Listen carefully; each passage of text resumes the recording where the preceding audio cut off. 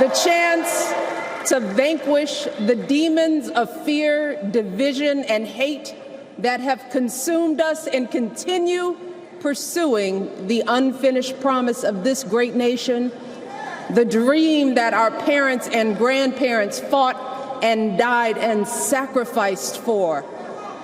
America, hope is making a comeback.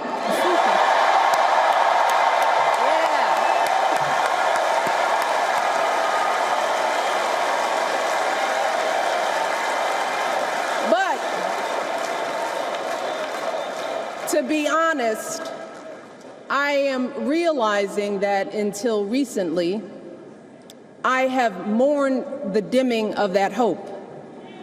And maybe you've experienced the same feelings, that deep pit in my stomach, a palpable sense of dread about the future. And for me, that mourning has also been mixed with my own personal grief.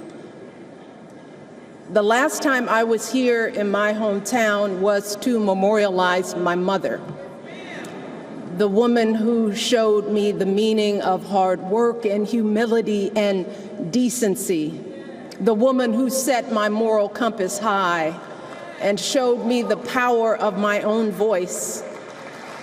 Folks,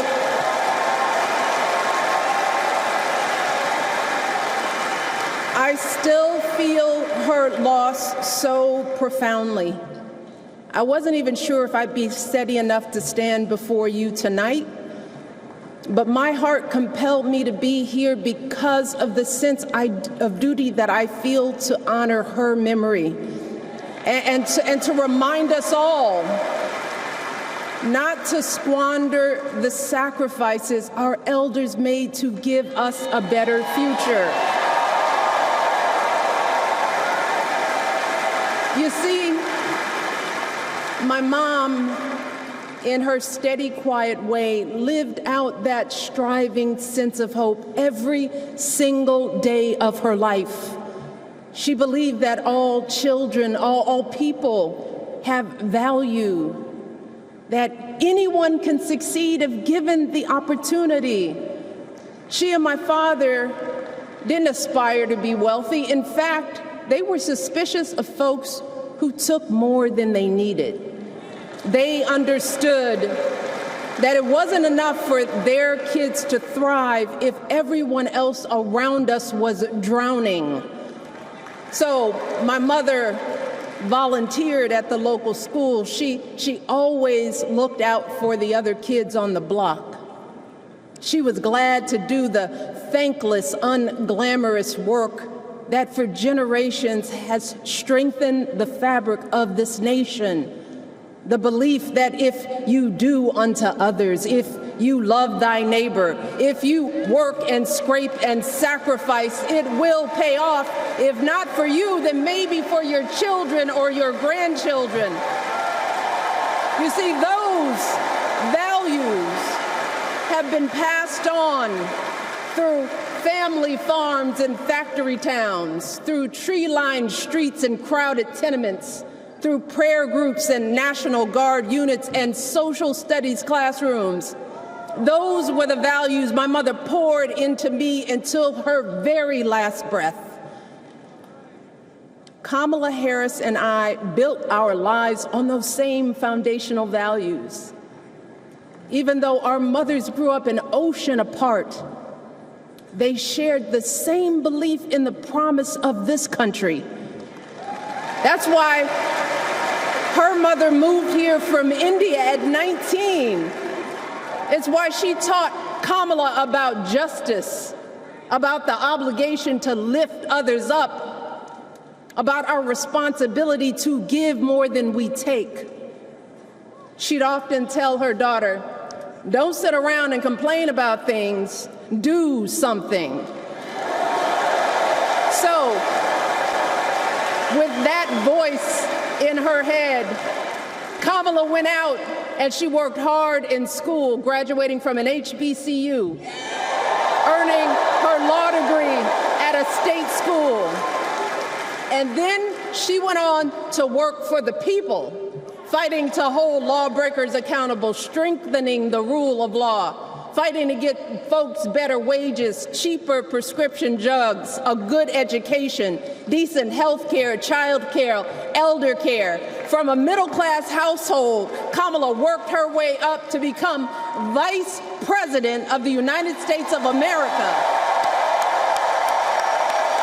My girl, Kamala Harris, is more than ready for this moment. She is one of the most qualified people ever to seek the office of the presidency. And she is one of the most dignified. A tribute to her mother, to my mother, and to your mother too. The embodiment of the stories we tell ourselves about this country. Her story is your story. It's my story. It's the story of the vast majority of Americans trying to build a better life. Look, Kamala knows, like we do, that regardless of where you come from, what you look like, who you love, how you worship, or what's in your bank account, we all deserve the opportunity to build a decent life. All of our contributions deserve to be accepted and valued. Because no one has a monopoly on what it means to be an American. No one.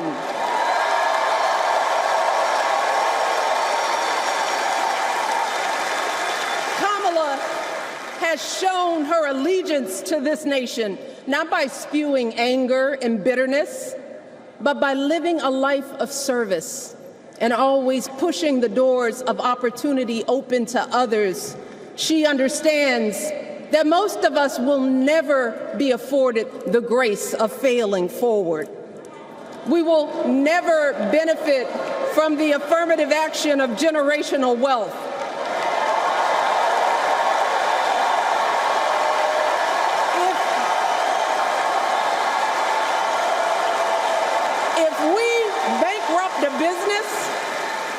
If we bankrupt a business or choke in a crisis, we don't get a second, third, or fourth chance. If things don't go our way, we don't have the luxury of whining or cheating others to get further ahead. No. We don't get to change the rules so we always win. If we see a mountain in front of us, we don't expect there to be an escalator waiting to take us to the top. No. We put our heads down. We get to work. In America, we do something. And throughout her entire life, that's what we've seen from Kamala Harris. The steel of her spine, the steadiness of her upbringing, the honesty of her example, and yes, the joy of her laughter and her light. It couldn't be more obvious. Of the two major candidates in this race, only Kamala Harris truly understands the unseen labor and unwavering commitment that has always made America great.